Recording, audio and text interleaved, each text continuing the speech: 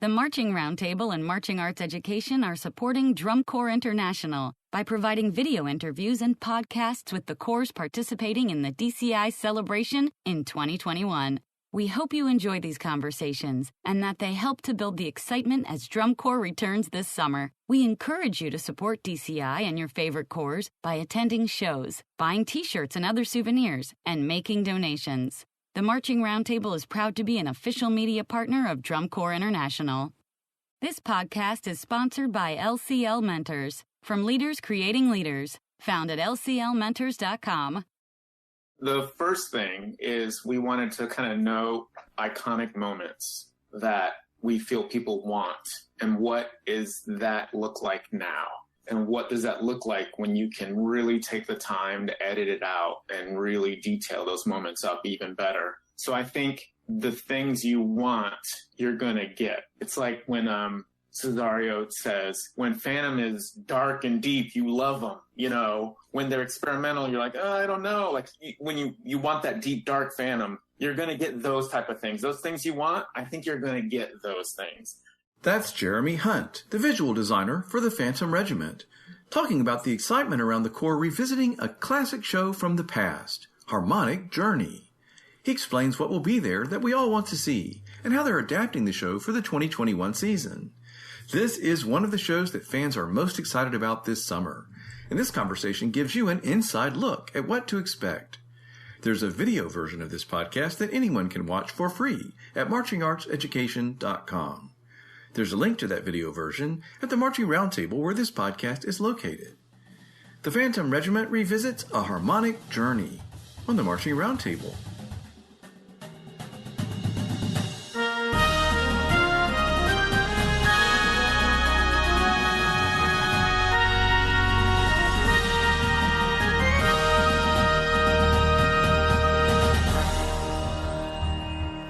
This podcast is sponsored by LCL Mentors, from leaders creating leaders, found at lclmentors.com. LCL Mentors, friendly, helpful advice when you need it. Did you have a mentor when you were a young teacher? Not formally, but informally, yes, I did. You know, I had people, a friend of mine who is 15 years older than I am that actually taught at the same high school that I did 10 years prior to me, and you know, and he did. He said everybody needs a mentor, you know. So that's actually very true, you know. And I would say, what do I do now? This happened, you know. And there were some other colleagues in the district that, you know, I knew I could reach out to and ask questions of, and you know, that's important. So, yeah. LCL Mentors, friendly, helpful advice when you need it. Hi, I'm Dennis DeLucia. Recently, I had the opportunity to shoot a webinar with my dear friends Steve Rondinero, Tom Blair, Lindsay Vento, and it was for Marching Arts Education, an operation started and run by the great Tim Hinton. And it would be terrific if you all joined, became members of marchingartseducation.com so that they can continue the great work that they have begun to do in behalf of all the marching arts. So please join, check out their website, marchingartseducation.com. Hey everybody, welcome to the Marching Roundtable podcast. This is Tim Hinton, the Beast of the Marching Arts, talking to Jeremy Hunt today. Jeremy, how are you? I'm really great. So Jeremy, you're the visual designer for the Phantom Regiment, and I have to tell you, I'm so excited. Well, I'm excited about a lot of things for the summer. I'm excited the Drum Corps is coming back. I'm excited I'm going to get to see some live shows. But I have to tell you, of all the shows that have been announced and that everybody are talking about, I am really excited about the Phantom Regiment show. And when it was announced that you guys were sort of redoing or representing 2003 Harmonic Journey, I just thought, this is genius. I just thought, this is the greatest idea. I was immediately excited to get to a stadium to see it. I'm assuming you guys are excited to get to rethink it and redo it. Yeah, well, there's a bunch of very interesting parallels. And before I even get to I get to write a show that already exists. Like, we've seen retro shows. It's not even a retro show, but we've seen, like, oh, let's do a new version. Like, let's do Spartacus again, or let's do this again. It's not that. It's you get to kind of pull, a winning ticket out of a hat and go, we're just going to do this show again. And what can you do when there's no worry about scores or anything? So it's really, really fascinating. But to give you a little bit more information, which I think is even cooler, Johnny Sanchez was the drill rider in 2003. Johnny Sanchez was the drill rider when I marched a different drum corps. So I've known Johnny almost 30 years. Wow, cool. And ironically, we're having a baby in a month. And I was showing you my props earlier. Here's my props. Yeah, everybody look at that. The regiment already has him ready with the branded stuff. I love it. David was like, you're getting a gift. So it's fantastic. She's already ready to go. But we went to New Orleans because my wife is from that area, and that's where Johnny is from, because the Corps used to have a huge Louisiana contingency. Because of Marty Hurley, when the old drumline thing. Yeah. So Johnny is from New Orleans, so we went to New Orleans and we had lunch with him. And this is like right when we're starting to get vaccinated, and we're sitting outside and having a good chat. And I got to talk to him. I was like, "Oh, did you hear about the reaction to everybody to us doing this show?" And he goes, "No." I said, "People are like losing their minds. Like there's reaction videos of the kids." He's like, "Really?" He goes, "That was one of my favorite shows ever." You know, I felt so involved with that show the whole time. He goes, "That's why I think it came out so well," like for him personally.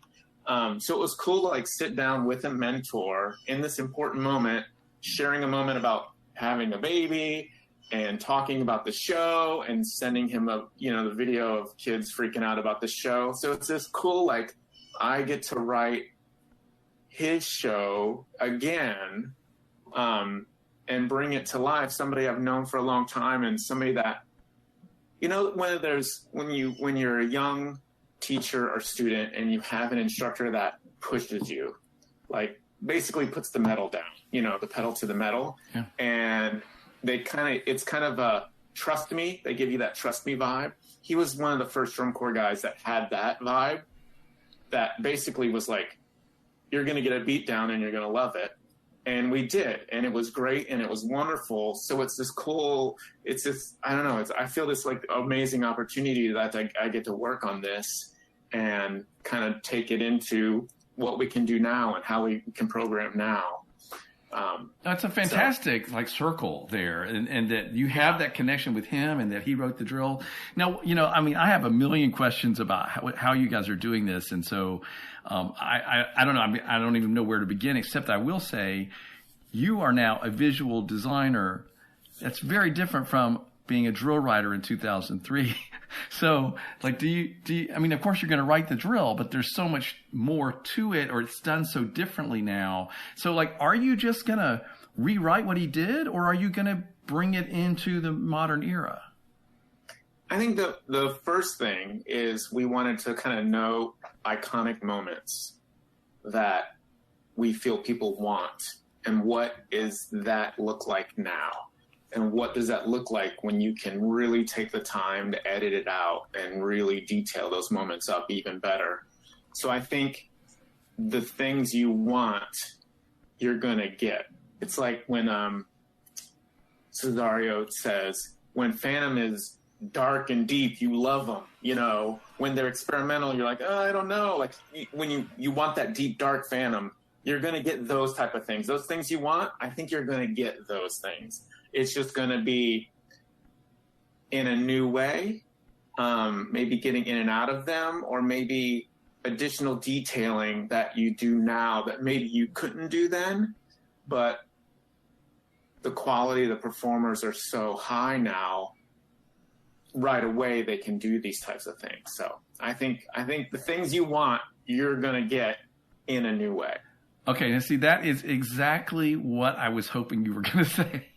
That's perfect, because that's the thing is first off, this summer, I just want to feel like I'm watching drum corps. And I feel like a lot of corps are really thinking about that, and what are they going to wear, and what are they going to do? And, they're giving us, I think there's just a little bit of comfort food in that after coming through everything we've just been through. But I love that you just said that, let the fans have exactly what they want, even though you're going to you're going to do it maybe a little bit differently, I'll still recognize it, right? And I think I've watched it's so weird to like be able to reference as you're working. And at that time in drum corps, you're coming out of that minimalistic, like people starting to do very minimalistic shows. And this show just has giant, huge melodies. And, you know, I get the scores sometimes and I'm like, these scores are so simple. Like the canon is 4 32 count phrases. And I'm like looking for extra counts. Like it's just, they play a phrase, they play a big melody and they play it really well. And I think that's what kind of elevated this show so much is you got a huge long phrase and they sounded like $1 million and it lifted it out of that kind of minimalistic when Philip Glass, you know, John Adams stuff kind of was dominating what was new. I think that's those moments and those are those iconic moments. And I think those are the things people want to see. Like we want to see that. I think that's why when kids listen to it, they, you know, you see the reaction videos where the students are freaking out. And I'm like, you were like 3, like, so that means you're listening to a recording, loving this, you know? So you're going to get those things. I think you're going to be very excited. I mean, it's very special. I mean, this is a special show to a lot of people. And it's, I mean, how can everybody that I know loves this show? And I think it's for the reason you said, like, I think drum corps has gone through a part, as you sort of mentioned, where they didn't allow things to develop and everything had to happen really quickly and in a fast row. And it's like, you know, they thought nobody had attention span. Whereas every time some corps would actually take time to let something grow and develop over time, people went crazy for it. You know, so I love that you just referenced that very thing. The beginning of the show, the entire ballad production is just, you know, just let's let the music stand. And I just think it's fantastic. I can't wait to hear it. One thing that's really great is, you know, so this is almost 20 years ago. So JD was 20 years younger. So there's some things that I think that he envisioned that maybe you needed a hair more planning. That when he was talking me through the score, I went, whoa, wait. That is happening here? And he explained it. And I went, I had no idea. And then as soon as he said it, when I looked at it, I was like, oh, now I get it. I think we can make this better because we can talk about it and because we don't have to move as much, I think we can accentuate these ideas, these 4 ideas in a clearer way because you don't have to necessarily drill. Which then you had to drill. You had to keep moving if it was drill. And I think there's some things we can present, especially with body, especially with allowing to kind of deconstruct into texture now. Like then they would have been like, oh, you can't tell what it is. I think there's some things we can do now that will elevate those original ideas he had and make stuff better and go, oh, this was the original intent, you know, and maybe then it was a little ahead of its time, you know. That's what I'm really excited about. I think people will really see his intention in one spot specifically that, oh, this is 4 mini drum corps. And I don't think when people look at it, they necessarily saw it as there's 4 mini drum corps here. So I think that part is really exciting. So let me ask you, has the musical score been altered at all, or are they playing the exact same thing from 2003? It is minimal revision. Part of it is just because once we got the green light, we're talking it was April. That was only 2 months ago. When the green light finally went up, it's like stuff needs to be done. I think I started working canon without any percussion, even the beginning of Wild Nights, just initially, because I knew there wasn't going to be a ton of it in that initial part. But we just had to go. So that was the great thing about that is it's done. So basically, you know, the great part of being a music arranger, print. It just comes out. Well, and I have to tell you, I'm thrilled to hear you say that because I think the music is just brilliant the way it is. And I think that drum corps fans want to hear it the way I think that's what's interesting is like, I feel like for this show, maybe more than some others, the music is sort of the main thing I remember. Like, of course, there was great moments in the drill, and I watched it today, and I was like, oh yeah, that was really cool, and oh, that was really clever, and like I loved the way it was put together. But I think the music is sort of the iconic part of the show, and so I think people will be very happy that they're going to hear what they expect to hear. And I do think, Jeremy, that you have much more latitude, because I think that there are definitely some iconic moments, but I think it's less iconic. Does that make sense? You're saying the way visual and music, like the iconic. I'm just saying nature. The way I think of the show and the things I remember about the show, I remember like the music stuff more. I'm not saying the visual wasn't great. I'm just saying like the iconic things I remember about the show tend to be musical. Now that could just be me because I'm a musician and maybe I referenced it that way. But I feel like you have more latitude to make changes without people feeling like they're not getting the show. Yeah, visually, I think it's definitely going to look different. Some of that is out of necessity, just time-wise. Some of that is out of costuming necessity and like having to go with, you're not getting a full season of, custom drum corps uniforms, in the middle of a pandemic. So figuring out what we can reuse and what can we make anew. I think there's going to be a lot more color overall. That show didn't have a lot of color in it. But it was that very minimalistic visual kind of, it fit the time visually of the period. The core is going to be a lot more colorful. There will be a sprinkling of props. So that is going to be fun and very different. And picking our battles with those. It was something we were originally going to use last year, and we had them built, and I think it gives us some anchor points to kind of work within in the show. So I think that's exciting. But yeah, having props. The one thing with it being this year and being a short season, we have to figure out where we want to throttle up and where we need to throttle back, because it's not a 12-week season, it's a 6-week season. So when it is being taught, it has to be working right away. So trying to pick those battles, and I think the props will allow us to have those moments where we can be programming appropriately to the time and the students, and compatibility. This. Oh, our snares can play more. Oh, our guard can spin more. They're doing it perfect already. Yes, because it was designed to them being good right now. And I think being very, very aware of that. So as soon as stuff is going in, the performers can do it. So yeah, it's interesting you say that, because yeah, absolutely. One of the things that's different about drum corps than like marching band and other things is like the shows tend to evolve and make a lot of changes, and they experiment, and they have this sort of sense of time and space to do that. But you don't have that this year, so I think you're absolutely right. Sort of like when I work with a marching band, like if they're going to have a really great season, the show really needs to work when they put it on, and it needs to be working, and we can't just go in and change a whole number or whatever.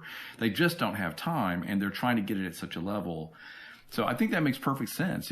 Whatever you give them needs to work right away. Yeah. So a lot of stuff, like I started writing horns up and horns down years ago, and it's all in the drill. Like, so when they teach it, nobody has to say, hey, when are we going to turn backfield here? Or when are we going to bring the horns up here? Like, it's all on the chart. There's all a method to it. It's so, oh yeah, that's right. That goes here. Even if I miss an instruction, they know based on how I write them other places, this goes in here. And just all that information, like, ultimate drill book, like loading up to that stuff, getting it to the kids, getting stuff to Adam. I've already sent Adam videos of stuff and me talking over stuff. Let's make sure everybody knows who you're talking about. Oh, I'm sorry, Adam Sage. I know who you were talking about, but I want to make sure everybody knew. He was the color guard and visual designer, right? Yeah, Adam's the visual coordinator. Right. And so he and I work back and forth on a few things. And I've even uploaded the videos. He gives a little feedback. I make some edits. And then when I'm done, I do a talk down where I talk down over the whole video of what I see the color guard is, where I see equipment going up, where it's kind of dealer's choice, pick what you want. just so he can kind of be in my mind instead of just looking at a chart, because a chart is just, I mean, it's a great piece of information, but it's not as much as like watching it move and going, because sometimes the drill, like for right here, doesn't matter, so it's like these 4 or 5 charts for the guard, you can keep them or you can get rid of them, edit as you want, or you don't have to keep the structure, you can change it, or they move the whole time here, they could hold and move whatever you want, and then he can get in my head, and then he can deliver that information, and then the equipment writers can start writing now. Like, they don't have to wait for the students to show up or wait for the drill to go on. They can start writing those moments now to also try to get us ahead.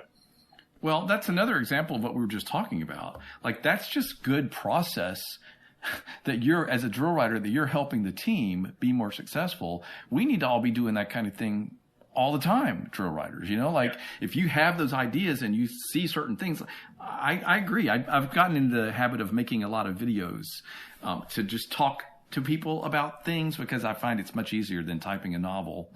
I'm already accused of writing novels on my drill charts as it is. So I think that's great. That's just a great idea for any of us to use if you're working with a team and you have ideas and you can lay it out for them and give them a head start. We have so much technology. We can share things so fast that if the music is there and I can go, like, we can just move so much quicker through stuff. So I think it's being compatible, getting information, clear information, getting it through the staff. I think things can move faster as long as everybody's running their individual race. We can get there faster working through this stuff. So you mentioned that you have a connection with the original drill writer. Everybody's excited about seeing the show. You're going to make sure you try to give them what they expect. But I still think there's sort of like a big intimidation factor to this. I mean, like, expectations are high and drum corps fans have a lot of opinions. So are you finding yourself at all stuck in like that feeling of pressure? I mean, I write drill for a living. I think it comes with the gig. I don't know any drill writer at this time of year. I remember when I was still a caption head and you would see the drill writer come out and be like, here's the rest of the show. And they're all disheveled and like they need to go to sleep because they're just, you're trying to make a choice. You're trying to edit. You're trying to refine. And it wears you down. Like it really wears you down. And I would think it would be like those artists that make those really intricate, small art things. Like, you see it and you're like, oh my God, that's amazing. And they back up and you're like, how long did that take for you to make? You're moving that one kid, and you're trying to make sure it's right. And then you're going back and you're trying to tighten stuff up. You're trying to make sure it's on the grid. And it just wears your brain down. It wears you out. So there is definitely a nervousness and an intimidation, but I think what makes it probably more fun, even though, again, I'm having a baby in less than a month, than a normal year, is that it's not a part dose. It's not a repeat show. It's a unique. It's for the fans. It's giving people what they want. And having that non-competitive moment for it just to be about loving the activity and giving people what they want. Yeah. I think that's what makes it a little easier, Yeah, I mean, there's the pressure of giving them what they want and carrying that out. But you're right. There's a little bit of, and I think that's going to be nice. I think everybody can kind of relax and just enjoy performing for the sake of performing and making the fans happy and loving being out on the field. And to me, that's a very nice shift. Mm-hmm. Yeah, because we're still in it, it's still not, we're still not full power with everything in the world. So I think it's nice if we can have what feels like just drum corps, and we get to lean on this show that people love. Let's let them have give them what they want and just be great and give them those iconic moments. So. Well, I couldn't be more excited. As a regiment alum, I'm super I'm super proud of the Corps for like making this choice. It just feels like the right thing to give us right now. Like I just think everything about it feels really good, and I love the way you're talking about it. I'm assuming there's a lot of energy and enthusiasm around this with the entire staff. I think there's a ton of energy and excitement. And, you know, when we were talking about this selection, it's like, well, what do you do, you know, when this is happening and we're still in February and March and people are getting their shots and you're trying to figure it out. And it's like, do you do a bunch of songs and everybody wants to hear all those songs? And you start to go down that rabbit hole of like, it could be infinite. Like you could just never get it right. And when Tony came to me and he goes, we're thinking about 03. And I went, okay.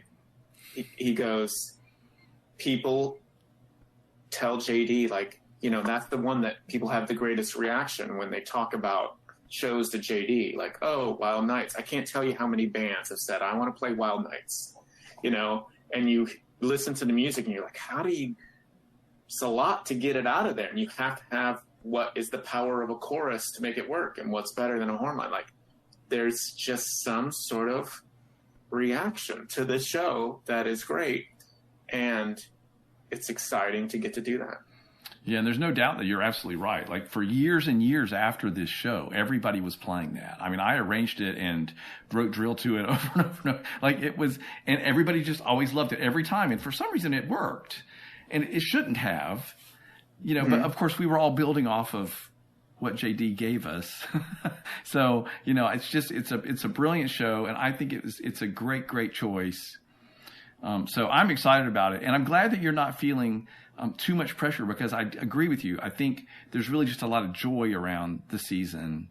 And as long as we all focus on that. And listen, I'm also glad that you said this whole thing about how hard it is and how hard writers work, because I like for people to hear that, to remind them that when you look at everybody, when you see one of these shows and you think, oh, I don't know about that, I would have made that choice, or I don't like that. Like somebody agonized over that and spent hours and hours and hours. And I remember somebody saying to me one time, Jeremy, nobody in DCI goes in to try to, let's make a show that everybody will hate. You know, let's figure out a show that'll bore everybody to tears. No, they don't all, none of them do that. They all want to create something wonderful that we'll all love. So everybody remember that as you're watching the shows, whatever they give us, first off, be thrilled that it's back and that we get to experience it. Number two, everybody go find a stadium where there's going to be drum corps and go see it live and support the chorus, because they need that. And number three, I think it's great just to remember, you know, the bigger picture. You know, it's just having fun putting on a show, and I love that. I love this is the one that I'm going to get to see this summer. Yeah, there should be as you get older as a teacher and designer, you react to almost any ensemble and can go, did you see that kid over there? Or did you see that color guard person over there? Or, you know, like that flag boy in the back, I know a month ago was struggling and now is crushing it. And I think when you're a younger teacher, you don't have that hindsight. I think this will be the year where you look at that and go, they got that done in 4 weeks. Right. You know, not, oh, that's dirty. They got props in this show. Where did they get them done? When did you have time for that? Like, it should be this joyous, like, wow, that these drum corps did it in such a short period of time and in these conditions. This is remarkable. And I think that's what, you know, I think the reaction should be like, this is remarkable, this is going on, and this is magical, and what a way to kind of get us going again. Yeah, I absolutely love that you said that, and I couldn't agree more. So let's all keep that in mind, everybody. Jeremy, thanks for doing such a great job, for being so thoughtful, for putting in all those long hours, agonizing over all of it. And I have to say, good luck with the upcoming new addition to your family. That's very exciting. I can't imagine doing that in the middle of all of this. Yeah, very exciting and very right in the middle of all of this. So I'm trying to get my part done here so I can get that to the staff and everything taught. So, well, and one more thing. Sure. I've been working on my wedges. Lots of writing notes, making my wedges nice and pretty. So there might be one or two of those in there. There are a bunch of wedges in the original show. I noticed that when I rewatched it. And so I'm glad that you're going to at least give us some of those, because that's part of this show, is part of what we remember. But the horn line numbers are different, so I had to make them work. So I had to figure out how to get a wedge with not the same numbers. Well, if it's wedge-like, we're all going to be happy. And I can tell you, no matter what happens, I'm going to be standing up and screaming and clapping for the Corps because they're there. They're giving us something that they think we'll love. They thought about me as a fan. I just love that. And, I think the regiment kind of always does that, but I really love that for this moment in time in particular. So this was really fun. I just can't wait to see the show. So, Jeremy, thanks for giving us this inside look. Thank you. I think it's a perfect choice for the perfect time. I completely agree. Great talking to you. All right. We're having conversations with the Corps participating in the DCI celebration in 2021. Find the audio and video versions of these interviews and learn something unique and interesting about each Corps at marchingartseducation.com. Just click on the DCI 2021 graphic on the homepage or click on Drum Corps International in the menu. All 128 hours of webinars from the 2020 DCI Summer of Learning are available for you to watch right now at Marching Arts Education. Thanks again to the sponsor of this podcast, LCL Mentors, found at lclmentors.com. This is your host, Tim Hinton, the Beast of the Marching Arts. I work as a consultant, life coach, career coach, show designer, and music arranger. Contact me at beastofthemarchingarts.com. And thanks to Fran Kick for this message. I'd like to share 3 important reasons why you need to take advantage of marchingartseducation.com and the resources that Tim Hinton has put together for anyone involved in the marching pageantry arts world. Number 1, we've heard the expression that experience is the best teacher. And the truth of the matter is, that's the biggest lie we tell ourselves. Experience isn't the best teacher. Other people's experience. Now that's the best teacher, because you can learn from all the mistakes they made and how they figured out how to make it work and not make those mistakes yourself. The second reason is if you're a fan of Stephen Covey, you know the phrase sharpening the saw and how we all need to take time to keep learning. And in our world especially, the people who are most successful are the ones who are constantly learning and growing and developing their craft of teaching and designing and making this thing work for them in their situation with their students in their school or community or environment. And number 3, it's the most cost-effective way to gain an advantage like that, because you could take a marching band methods course somewhere in America at the college level, undergraduate or graduate. But for an undergraduate credit hour, you're going to spend $530. And for a graduate level course, in the United States right now, it's $631 per credit hour, when you can make a small investment each month and have access to an entire catalog of materials and instruction and ideas that will serve you well, way beyond the cost of admission. marchingartseducation.com might be your secret weapon for a more successful future in the pageantry world. If you're a business that works with band directors, marching bands, color guards, or drum lines, you should sponsor podcasts at the Marching Roundtable. Our listeners are the exact audience you're trying to reach, and with thousands of podcast downloads each month, it's a great way to directly reach your target audience. For more information, click on the sponsorship opportunities link at marchingroundtable.com or email Tim at marchingroundtable.com. You can grow your business and help support what we're doing here on the podcast.